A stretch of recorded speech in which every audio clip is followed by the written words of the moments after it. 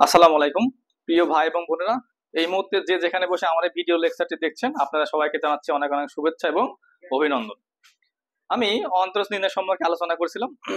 তো অন্তরজ নির্ণয়ে অন্তরজ নির্ণয়ের ধারাবাহিক আলোচনায় আজকে লেকচার 6 দ্বিতীয় খণ্ড। তো ওই লেকচার 6 প্রথম খণ্ডে আলোচনা করা হয়েছে যে যদি দুইটা ফাংশন গুণফল আকারে থাকে তখন আমরা কিভাবে সেই ফাংশন অন্তরজ নির্ণয় করব, সেটা লেকচার 6 প্রথম খণ্ডে আলোচনা করেছে। আপনারা দেখবেন, ভিডিওটা ভালো লাগবে। তো এখন আমি আলোচনা করব যে যদি দুইটা ফাংশন ভাগফল আকারে থাকে তখন সেই ফাংশনের অন্তরজ আমরা কিভাবে নির্ণয় করব। তো চলুন শুরু করা যাক। তো যদি দুইটা ফাংশন ভাগফল আকারে থাকে, অর্থাৎ আহ, তখন সেই ফাংশনের অন্তরজ নির্ণয় করার জন্য সূত্র আছে। সূত্রটা আমরা প্রথমে সূত্রটা একটু দেখব। সূত্রটা হচ্ছে যে d by d x u ভাগ ভি সমান সমান ভি স্কোয়ার। ভি থাকবে ডিইউ বাই কত, ডিএক্স মাইনাস ইউ থাকবে ডিভি বাই ডিএক্স। এইটা হচ্ছে যদি দুইটা ফাংশন কি ভাগফল আকারে থাকে তখন তার অন্তরজ নির্ণয় করার কি সূত্র। জগতে যত অন্তরজ নির্ণয় থাকবে বলবে যে অন্তরজ নির্ণয় করো, এবং সেই ফাংশনে যদি কি ইউ ভাগ ভি আকারে থাকে তখন সেই ফাংশনের অন্তরজ নির্ণয় করার পদ্ধতি একটাই। এই সূত্রে অ্যাপ্লাই করে আপনি জগতের যত ফাংশন আছে সবগুলো ফাংশনের কি অন্তরজ নির্ণয় করতে পারবেন। তো এই সূত্রটা আপনাকে খুব সুন্দর করে মুখস্থ করতে হইবে। তো চলুন এই সূত্রের কিছু আমরা অ্যাপ্লিকেশন দেখি। আচ্ছা, তো ধরুন আপনাকে বলা হলো যে এরকম যে ওয়াই সমান সমান বলা হচ্ছে যে এখানে সাইন এক্স ভাগ কত এক্স, বলছে এর কি অন্তরজ নির্ণয় করো। এর অন্তরজ নির্ণয় করো। তো আমরা প্রথমে কি লিখবো, আমরা প্রথমে লিখবো ডি ওয়াই বাই কত ডিএক্স সমান সমান d by d x sine x by x. তো এখন দেখেন এর ফরম্যাটটা কেমন হলো।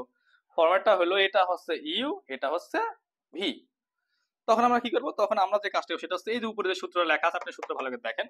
এটা হচ্ছে ইউ, ইউ মানে কি সাইন এক্স, এটা হচ্ছে ভি, ভি মানে কত এক্স। একটা ভালো করে বোঝেন, আশা করি আপনারা কোনো অঙ্ক বোঝার দরকার নেই, আপনি সবগুলো নিজে নিজেই পারবেন। তো আমরা কি করবো, আমরা লিখবো সমান সমান টান দিয়ে প্রথমে লিখবো কি এখানে আছে ভি স্কোয়ার, তাহলে এখানে ভি মানে এক্স, তাহলে লিখবো এই যে এখানে কি ভি স্কোয়ার। এখানে কি আছে ভি, তাহলে এখানে ভি থাকলো d by d x u, u মানে সাইন এক্স, সূত্রের মাইনাস, এবার কি থাকবে ইউ থাকবে, ইউ মানে হচ্ছে sine x, sine x into d by d x x. এই যে এখন যদি আপনি এই সূত্র অনুসারে এটাকে বসাতে পারেন ইনশাল্লাহ, পড়ালে আপনার সমস্যা হবে না। এরপরে আমরা কি লিখবো, এরপরে আমরা লিখবো আলহামদুলিল্লাহ।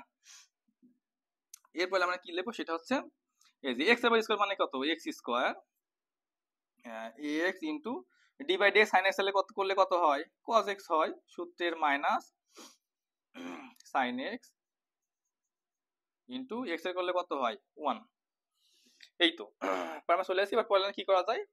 সুতরাং আমরা উত্তরটা এখানে লিখতে পারি যে সুতরাং ডিআই বাই ডিএক্স সমান সমান x cos x minus sine x ভাগ কত এক্স স্কোয়ার। এটাই অ্যান্সার। কি দেখেন, আপনি বুঝতে পারলেন না বিষয়টা। তো জগতে যত আমি প্রথমে বললাম যে যেটা হচ্ছে যদি ফাংশন ইভি আকারে থাকে তো ইউ ভাগ ভি অর্থাৎ লব বাই হওয়ার আগে তখন আপনি এই সূত্রে অ্যাপ্লাই করে এই ফর্মুলা অনুসারে বা এই ফরম্যাটে করবেন। তো আমি আরেকটা উদাহরণ দেখাচ্ছি, তো দুইটা উদাহরণ দেখাই, সবগুলো একই নিয়ম। আচ্ছা,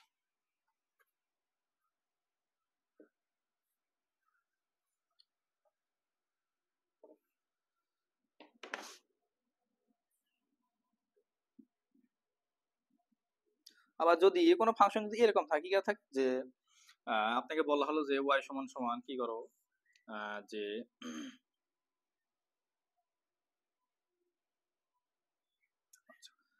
বলছে যে এক্স স্কোয়ার প্লাস ওয়ান ভাগ কত এক্স কিউব প্লাস কত ওয়ান। বলছে যে এর কি অন্তরজ নির্ণয় করো, এর অন্তরজ নির্ণয় করো।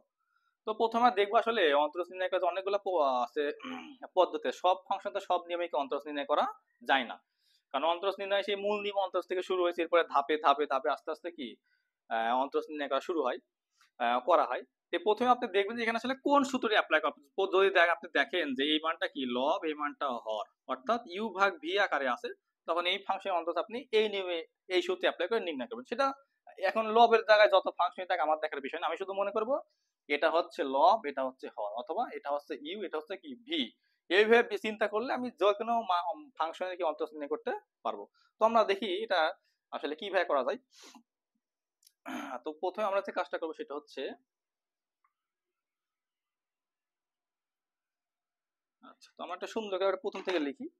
সেটা যদি এ ভাই ওয়াই ইকুয়াল টু কি আছে, উপরে তো ধরেন থাকলো যে এক্স স্কোয়ার প্লাস ওয়ান, নিচে থাকলো এক্স কিউব প্লাস ওয়ান।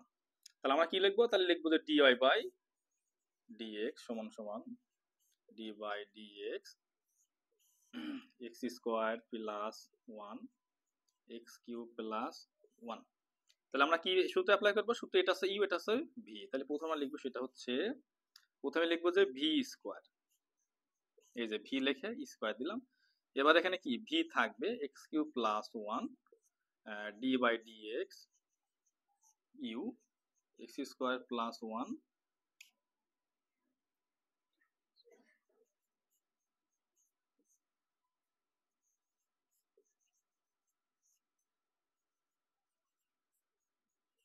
এই হচ্ছে সূত্রের প্রথমে আমরা সূত্র ভাঙা অনুসারে ইউ ভাগ ভি অনুসারে বসাবো।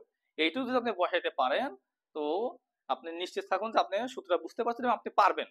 তাহলে এবার কি করা যায়, পরের লাইনে বেশি করা লাগবে না, সেটা হচ্ছে x cube plus one square, এখানে x cube plus one into, এই যে এখানে একটা আপনাকে একটু বেশি আপডেট হওয়া লাগবে। সেটা হচ্ছে এখন দেখেন এই যে এখানে আছে x square, d by d x, x square মনে মনে রেখে এক্স এর করলে কত হয়, টু এক্স হয়, প্লাস ওয়ান, প্লাস ওয়ান এ করলে কত হয়, জিরো। এই যে ব্র্যাকেট দিলাম, সূত্রের মাইনাস, এখানে আছে এক্স স্কোয়ার প্লাস ওয়ান, আর এখানে আছে কি হয়, এক্স এ করলে কত হয়, three x square plus one এ করলে কত হয়, জিরো।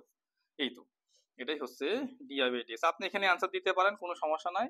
আর এখন আপনি কি বেশি করে করতে পারেন। হ্যাঁ, তাহলে বেশি করে করলে কেমন হয়, আমরা উপরে একটা লাইন থেকে মুছে দিই, তাহলে বিষয়টা এরকম হয়। তাহলে ফাইনালি যে লাইনটা আসে সেটা হচ্ছে ডিআই বাই ডিএক্স সমান সমান এরকম, আগে লেখেন যে সেটা হচ্ছে x cube plus one square, এটা হচ্ছে টু এক্স ব্র্যাকেটে x cube plus one minus three x square plus one. এটাই অ্যান্সার, আপনাকে করা লাগবে না, আপনি অনেক করে ফেলেছেন। হ্যাঁ, আর করা এইটুকু যদি আপনি করতে পারেন ইনশাল্লাহ আপনার অঙ্ক হয়ে যাবে, কারণ আপনি সুন্দরভাবে ভাঙতে পারছেন এবং এটা করতে পারছেন। আরো দুই এক লাইন করা যায়, আপনি যদি ইচ্ছা করেন যে সময় থাকে হয়তো পরীক্ষার এক্সাম হলে যে আপনি দুই তিন লাইন ভাঙতে পারবেন নাকি, এখানে অ্যান্সার দিলে কোনো সমস্যা নেই, এটাই অ্যান্সার। তো আশা করি আপনারা আপনি বিষয়টা বুঝতে পারছেন। তো প্রিয় ভাই এবং বোনেরা, আমি দেখলাম যে দুটি ফাংশন যদি ভাগফল আকারে থাকে অথবা লব বাই হর আকারে থাকে, তখন তাদের অন্তরজ কিভাবে নির্ণয় করা হয়। তো এই পদ্ধতিতে আসলে যদি দুটি ফাংশন ইউ ভাগ বি আকারে থাকে তখন তাকে অন্তরজ নির্ণয় করা হয়। আশা করি আপনি আপনারা সবাই বুঝতে পেরেছেন আপনি, এবং এটা দেখে আপনি একটু প্র্যাকটিস করে ইনশাল্লাহ পারবেন। তো অন্তরজ নির্ণয়ের লেকচার 6 দ্বিতীয় খণ্ডে আলোচনা আজকে এখানে শেষ করতেছি।